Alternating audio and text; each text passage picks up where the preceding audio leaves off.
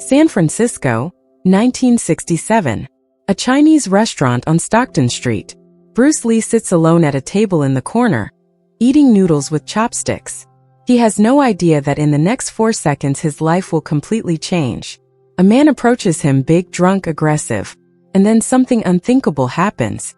He spits directly into Bruce's bowl. The entire restaurant freezes. No one moves, no one breathes, because everyone knows that what follows will be unforgettable.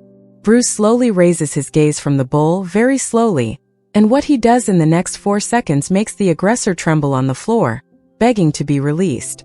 But before telling exactly what happened, let me give full context, because this was not just a fight, it was a lesson that forever changed lives. It is Tuesday, noon. Golden Dragon. A modest restaurant in the heart of Chinatown. The walls are decorated with red lanterns faded by time. The air carries an intense smell of ginger and soy sauce. Dark wooden tables stained by decades of use and stories. The floor creaks under the visitors' feet. On the walls are old photographs, black and white images of 1920s San Francisco, Chinese immigrants building railroads, working in laundries, surviving on land that did not always want them. This place has history, has soul, has dignity despite its simplicity. Bruce is here alone because Linda is at home with Brandon, because he has exactly 40 minutes between training sessions, because they serve the best chow mein in the city for only $2. He wears black jeans, slightly worn, a white button shirt with sleeves rolled to the elbows, revealing defined forearms, hair combed back, still damp from an intense morning workout. He is tired, deeply tired, woke at 5 a.m., trained alone in the basement for 2 hours. From 8 a.m. he taught 4 private students. 3 more private sessions lie ahead in the afternoon. His body aches. A good ache. That good pain of worked muscles, expanded limits, progress, the noodles steaming in a simple white bowl. He eats slowly, savoring every bite, chewing carefully, enjoying these precious minutes of calm before returning to the controlled chaos of the day. There are other customers in the restaurant. An elderly Chinese woman at a table by the window quietly and thoughtfully eats wonton soup. 2 businessmen speak softly about real estate and investments. A young couple shares roast duck, smiling at each other.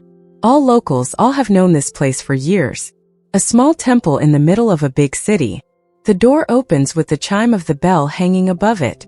3 men enter. The atmosphere instantly changes.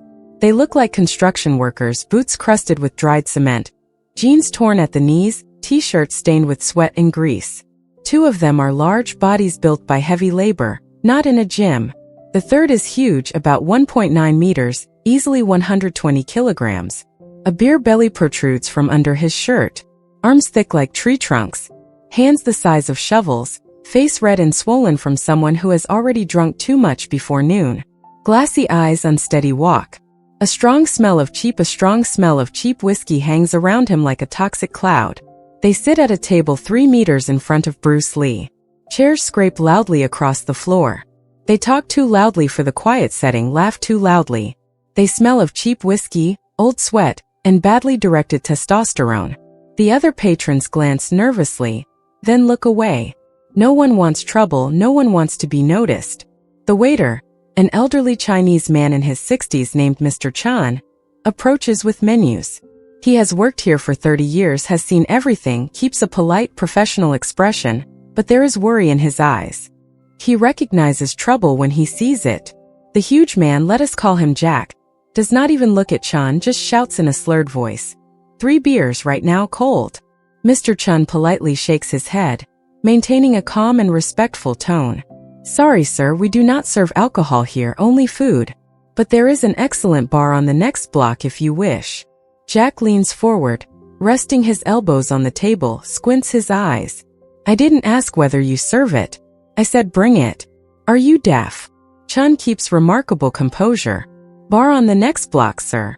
Only food here. I can recommend our signature dish.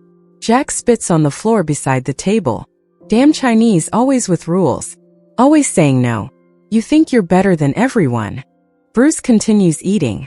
This is not his problem. He has seen this before many times. Drunk men behave foolishly. Insecure men need to appear big. Whether Chan manages or not is not Bruce's duty. It is not Bruce's responsibility to fix every bad situation in the world. He has his own problems, his own battles, his own demons. But he observes, always observes. It is part of training. Assess situations, calculate risks, understand power dynamics. Then Jack stands up, the chair crashes backward. He walks to the counter where Chan stands. Each step heavy and deliberate. He jabs a thick finger directly into Chen's face, so close it almost touches his nose.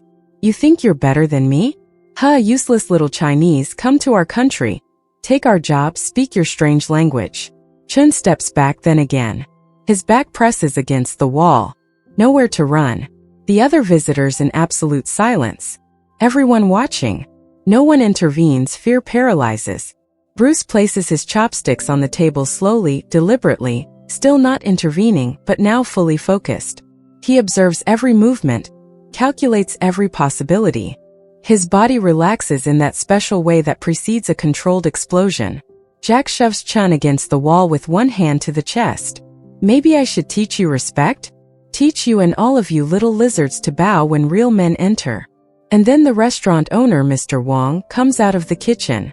A man of 70, back-bent by decades of hard labor, hands trembling, covered with burns from the stove and scars from knives. He built this place from nothing. Worked 18 hours a day for 40 years. This restaurant is his life, his legacy. He speaks in broken English, voice trembling. Please, sir, no problems here. Please leave, please. Jack laughs. A cruel laugh without joy, only malice. He glances at his friends. Look, another one. They multiply like rats. Then he does what finally crosses the line. He spits, not on the floor this time, but into Wong's face, directly into the face of this 70-year-old man who simply tried to run his modest restaurant, who only wanted peace, who only wanted to serve good food to good people. The spit runs down Wong's wrinkled cheek. The old man stands motionless, shocked, humiliated, not knowing what to do. His eyes fill with tears he tries to hold back.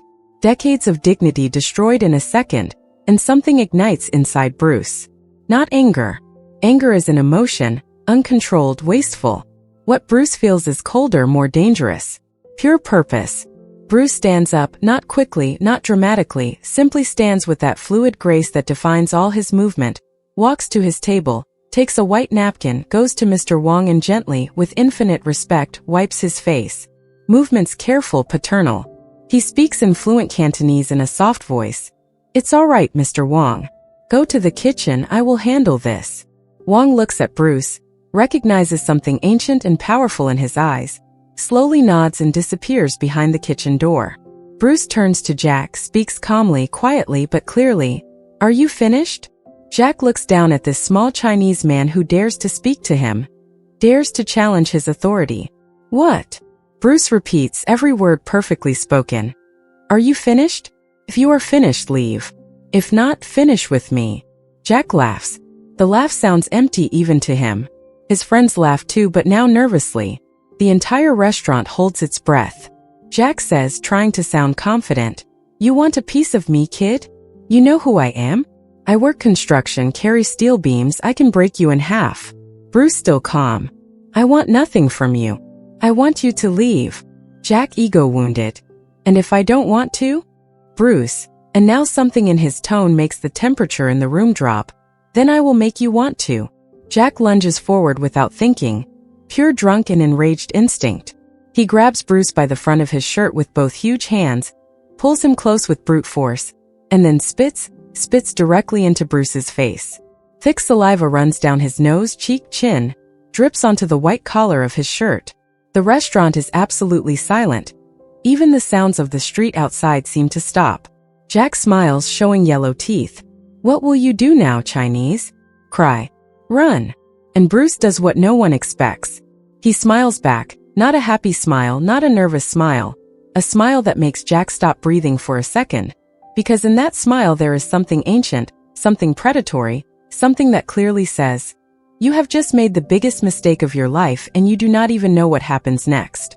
First second, Bruce's hands explode upward in a movement so fast it seems blurred. Not to push, not to strike, but to seize Jack's wrist from the inside. His fingers find precise positions. Bruce's thumbs press exact nerve points where wrist meets palm, places he studied in anatomy, practiced thousands of times on training dummies, knows as well as his own name. Sharp, electric, unbearable pain shoots through Jack's arms. His fingers release involuntarily. Muscles abandon intention, releasing Bruce's shirt.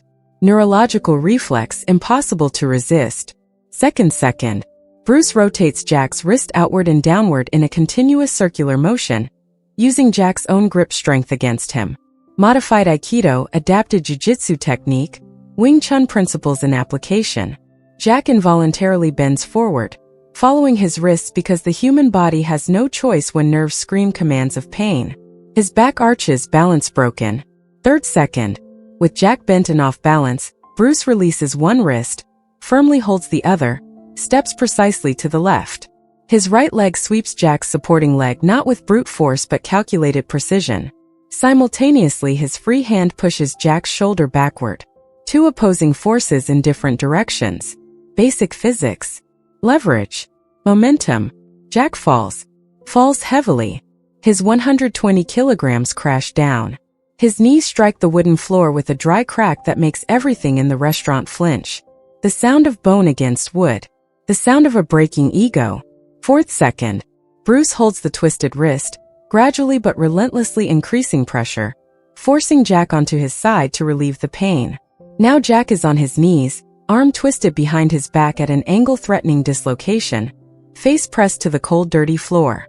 Bruce kneels beside him, completely calm, breathing normally as if meditating, fully controlling this 120-kilogram man with one hand and precise knowledge of human anatomy. Bruce leans down, whispers into Jack's ear so quietly only Jack hears, voice without emotion, only fact. You are trembling, feel it? Why? Because for the first time in your life you understand that size means nothing, brute force means nothing. Only technique matters, only knowledge, and you have neither. Jack truly trembles, partly from fear, partly from sharp pain in wrist and shoulder, partly from absolute humiliation before friends and strangers. He mutters, voice broken, "Let go, please let go." Bruce still whispering, "You will apologize to Mr. Wong. You will apologize to Mr. Chun, pay for your friend's food, leave a generous tip, and you will leave here and never return. Understood?"